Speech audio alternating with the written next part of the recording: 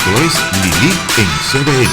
Hey, buenas noches, familia, amigos. Bienvenidos a esta su fórmula antinovelas, Lilith en CDN. Que los martes, ustedes lo saben, venimos artillados, pero eso ya ustedes saben lo que es. Eso es Grandes Ligas, en compañía de los Economontros. Hoy tenemos a dos, porque ellos se organizan, eso no es todo el tiempo juntos, para que ustedes no se malacostumbren. Héctor Giuliani Curi, nuestro macroeconomista, y por supuesto, el profesor Rafael Espinal, quien, bueno, señores, tiene muchos cargos que hay que definir, aparte de coordinador de la Escuela de Economía del INTEC, funcionario, como dice Héctor. Bueno, la verdad nos honra saber, Rafael, que ganaste la presidencia del Colegio de Economistas de República Dominicana, el líder de los economontros y economistas, ya lo saben. He pasado a ser, Lili, el presidente de Héctor y de José Alfredo, y gané unas elecciones con una plancha única que no tuvo oposición, por consenso. Yo iba a decir que hubo fraude. La verdad es que nos hace sentir tan contentos y tan orgullosos de poder contar para nuestra audiencia con gente como ustedes, de verdad, de tanto valor. Y bueno, hablamos del tema eléctrico porque esta mañana cuando yo leo el periódico digo yo, pero espérate, déjame buscar los lentes y ver esto bien, porque hablamos de que, bueno, las pérdidas superan el 31.6% y que la cosa en la CDE, o la EDE, perdón, está fea. Y bueno, sabemos que Héctor tiene toda la información del mundo y por supuesto Rafael también. Y nos ha sorprendido el tema de los combustibles porque teníamos la expectativa de que iba a haber una estabilidad de precios de los combustibles y fósiles y de repente, bueno, todo cambia. Como la economía misma. Cuéntenme a ver. Arrancamos con Héctor. Arranca con primero, déjame felicitar al presidente del Colegio Dominicano de Economistas por su elección. Así que éxito en tu gestión. Muchas gracias, Héctor. Muchas gracias. Mira, Lili, yo vi la noticia hoy y dije, yo cada vez que veo una noticia sobre deuda y sobre el sector eléctrico, de una vez comienzo a cuestionarla, ¿no? Y en realidad, yo creo que no se le hace un bien al sector servir este tipo de información que son medias verdades. Mira lo que ha ocurrido en la sede. En la sede, con la pandemia, las pérdidas, y primero le voy a definir al público televidente qué es pérdida de energía. Es la diferencia entre lo que las sedes suplen, vamos a suponer 100 kilovatios, y lo que facturan 90. Entonces las pérdidas son de 10 kilovatios. Y las cobranzas es lo que las sedes cobran de lo que facturan, que es un poco más bajo. Ahora, cuando tú miras las estadísticas, tú ves que las pérdidas aumentaron durante la pandemia a partir de marzo a mayo. Pero a partir de mayo, tanto Edenorte como Edesur comienzan a bajar las pérdidas. En una trayectoria, evidentemente, hacia alcanzar los niveles de pérdida existentes en el periodo enero-febrero. Edenorte, y quiero que el público también esté claro, yo no estoy hablando aquí sobre corrupción en la sede o lo que una persona u otro haya hecho. Yo simplemente estamos hablando aquí de la gestión administrativa del sector de cada una de estas empresas. Edenorte fue la empresa más exitosa en reducir pérdidas. Y en realidad la llegó a reducir por debajo del 20%. Y después de la pandemia, de mayo, comenzaron también a volver a niveles favorables. Lo mismo hizo Edesur. El gran problema de la electricidad, de las pérdidas, es en Edeeste, que es un problema que se agudizó con la pandemia, pero que es un problema que viene desde el año 2019. Y es más, desde 2012 con la elección, con el nombramiento de un personal relacionado al expresidente de la República, Danilo Medina. en estos actos de nepotismo que generalmente se dan en los gobiernos, que también se ha dado en para no... entonces, Para que no digan. Sí, para que no digan, ahí las pérdidas llegaron hasta un 50%. Una empresa que fue muy mal administrada, un desastre, mientras que las otras sí mejoraron sustancialmente. Tú sabes que yo he sido uno de los grandes críticos de la calidad del servicio de la sede. Pero cuando yo veo ese tipo de narrativa, me da la impresión de que quieren cambiar, quieren crear una narrativa para justificar algo que no han hecho entre agosto y diciembre. Las estadísticas hasta ahora están hasta agosto, ¿no? Y hasta ese periodo, tanto Edenorte como Edesur habían comenzado otra vez a reducir sus pérdidas significativamente. Es más, Edenorte es una de las empresas que mejor CRI tiene de las tres. Llegó hasta casi un 80%. Edenorte es una empresa que es la que... Los ibaeños pagan, Héctor. Esa gente no se roba la luz. Pero antes no pagaban. Entonces, llegó a tener un CRI, que es la energía que ellos pueden cobrar, recuperar de hasta casi un 80%. Y si tú llevas una empresa como Edenorte a un 85% de coeficiente de recuperación en efectivo y le baja la empleomanía, puede ser una empresa rentable hacia el futuro. Y lo mismo Edesur. Entonces, yo creo que los administradores de las empresas de electricidad deben concentrar sus esfuerzos en llevar a cada uno de ellas a los niveles existentes en enero y febrero de este año. Y en realidad, el nuevo gabinete eléctrico, donde está el señor Macarrullo y el señor Marrancini, deben exigirle a los administradores de la sede que la lleven a los niveles de enero. Una pregunta, Héctor, a ver si te sigo. O sea, esta pérdida, yo le iba a decir un shortfall, pero vamos a decir una pérdida, esta pérdida del orden del 32%, 31 y pico, se compara con el año 2016, en donde en un momento tuvimos, digamos, las EDES, ¿cómo se dice? ¿EDES o EDE? Las EDE tuvieron también una pérdida similar, ¿cierto? Entonces tú señalas que las estadísticas son a agosto.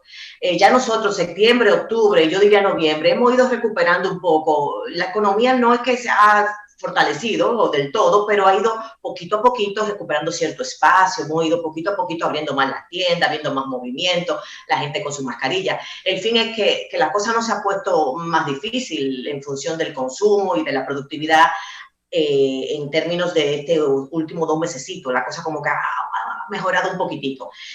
Siento yo, la percepción que señalan algunos economistas. ¿Qué dice Rafael? Y de hecho, mi pregunta contundente es si en efecto esto es una tendencia nueva o si es algo que podemos cambiar rápidamente. Antes de que entre Rafael, yo no me estoy refiriendo a pérdidas financieras, me estoy refiriendo a la electricidad que ellos facturan. Sí, lo que se da en función de lo que se puede cobrar. Sí, perfectamente. Ellos facturan a los clientes.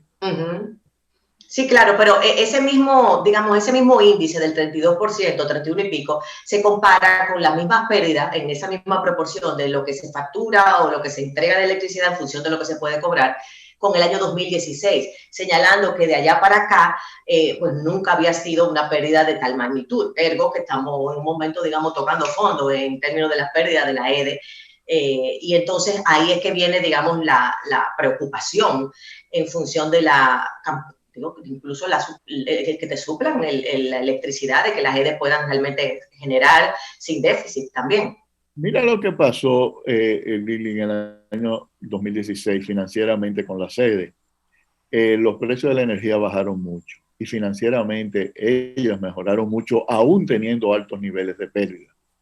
Pero a partir, en los últimos 4 años, tanto Edenorte como Edesur han podido mejorar su eficiencia, si tú quieres, de poder, la energía que te venden a ti, poder facturártela.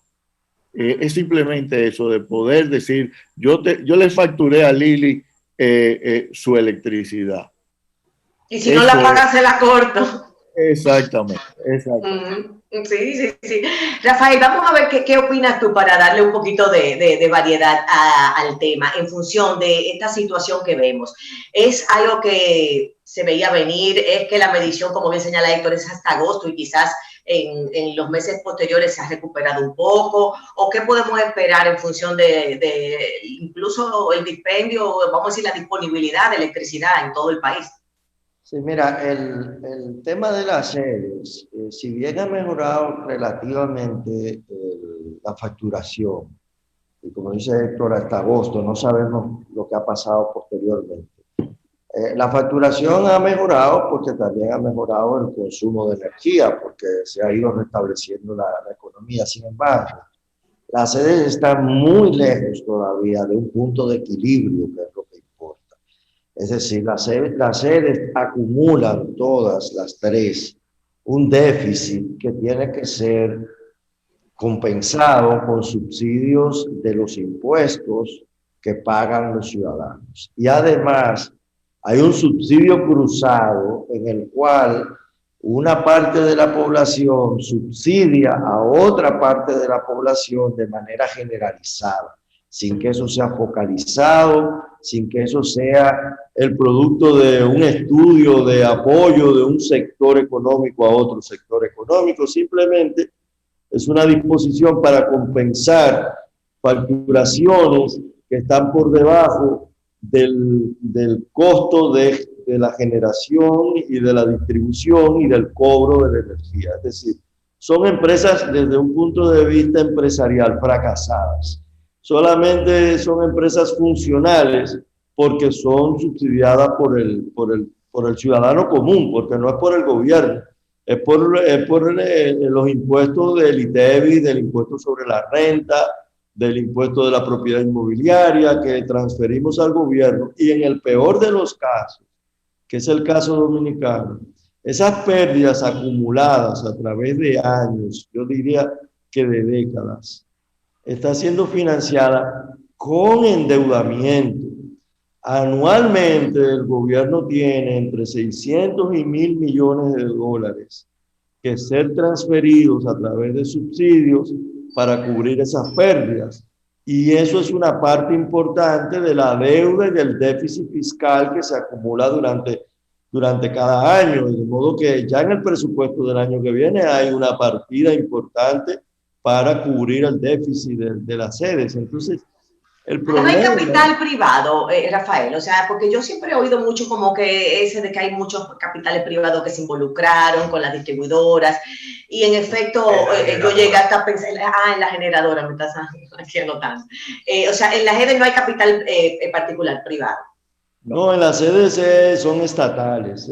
Hay que recordar que estos fueron empresas que se capitalizaron en los años 90, a partir de la ley de capitalización de la empresa pública del año 97, y pasaron a ser empresas privadas. Posteriormente, durante la crisis del 2003, fueron recompradas o estatizadas por el gobierno a Unión Fenosa, una empresa española que era la propietaria. Y posteriormente, la tercera fue nacionalizada o estatizada por el gobierno del presidente Fernández. Y desde entonces las tres EDES, esa trilliza, le ha generado al país millones de dólares en pérdidas por tres factores, como decía Héctor. Uno es las pérdidas técnicas, es decir, la pérdida entre la compra y la distribución de energía. Y las otras son las pérdidas por facturación y cobranzas no realizadas, que es la mayoría. Y debo decir que de esas cobranzas, la mayor parte, y hay estudios que lo muestran, no son de las clases populares que se roban la luz en los barrios y en los campos, son de fraudes que generalmente están asociados a dos componentes: una connivencia interna dentro de las sedes y sectores de altos ingresos que pueden sobornar o realizar fraudes importantes en el sector privado. La corrupción siempre la vemos en el sector público, nos gustan las redadas y los expedientes antipulpo, pero en el sector privado se producen muchos actos de corrupción como robo de energía eléctrica. Entonces, es un problema complejo que ha impedido que se haga el pacto eléctrico tan mencionado en la Estrategia Nacional de Desarrollo. Mira, las perspectivas a futuro, digamos, fruto de lo que estamos viendo ahora, wow, esta pérdida. Entonces, ¿qué repercusión tiene eso, Héctor? ¿Y qué podemos esperar para el 2021, sabiendo que estamos en un año de pandemia que no ha terminado? Y que si bien es cierto, pienso yo que me van a decir la economía se ha activado un poquitico, tampoco es que estamos en los niveles, digamos, de lo que estábamos acostumbrados, ¿cierto?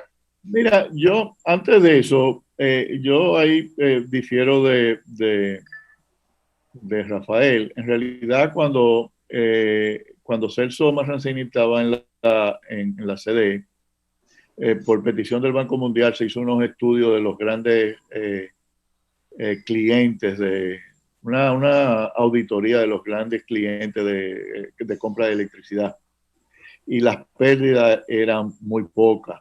Y en realidad, de la forma que ellos tienen fragmentado el sector en circuitos A, B, C y D, la mayoría, el gran problema de la sede está en los barrios populares.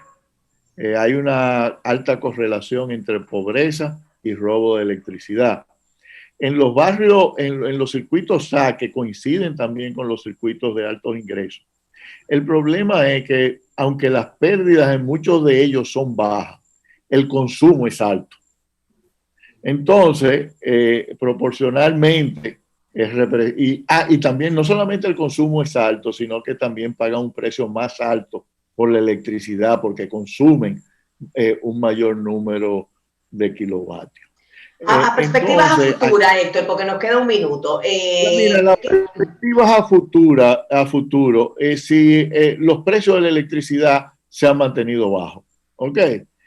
Si ellos recuperan el ritmo de reducción o los niveles de pérdida, tanto de norte como de sur, existentes en enero y febrero, pueden estar financieramente muy bien. Las sedes lo que tienen que hacer es reducir el número de empleados por cliente y también trabajar duro en la recuperación de energía en los barrios populares. Que ahora con la pandemia, con este picoteo limitado y de verdad con la situación económica masiva que tenemos, yo lo veo como que no tan cerca. ¿Qué dice Rafael? 30 segundos. Eso es verdad.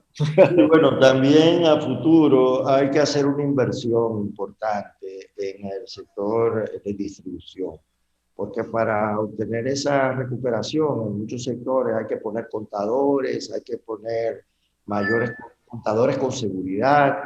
Entonces, pienso que a futuro lo que tiene que haber es una inversión más fuerte y una política más eficaz para el fraude eléctrico penalizarlo. Bueno, hay que buscar una energía más económica, porque mientras menos cuesta el producto, más fácil se puede, digamos, perder menos, buscando la forma de quien lo compre. Eso es lo que decían por Punta Catalina y la cosa. Y salió. Bueno, gracias a los economontos ya seguiremos debatiendo a ver cómo sigue la novela, el drama de las ERE. Pero la verdad es que esperamos tener luz para las Navidades y para todo el 2021 también. Vamos a una pausa y regresamos con más. Ahora vamos a recibir, señores, a Navidad con COVID y sin vacuna. Es la realidad que estamos viviendo y gracias a Dios que tenemos al doctor Alexander Joubert, que viene a contarnos como neumólogo y experto todo lo que usted tiene que saber para esta época, que ya el frijito se está sintiendo también, a ver si eso impacta. Así es que no se vaya.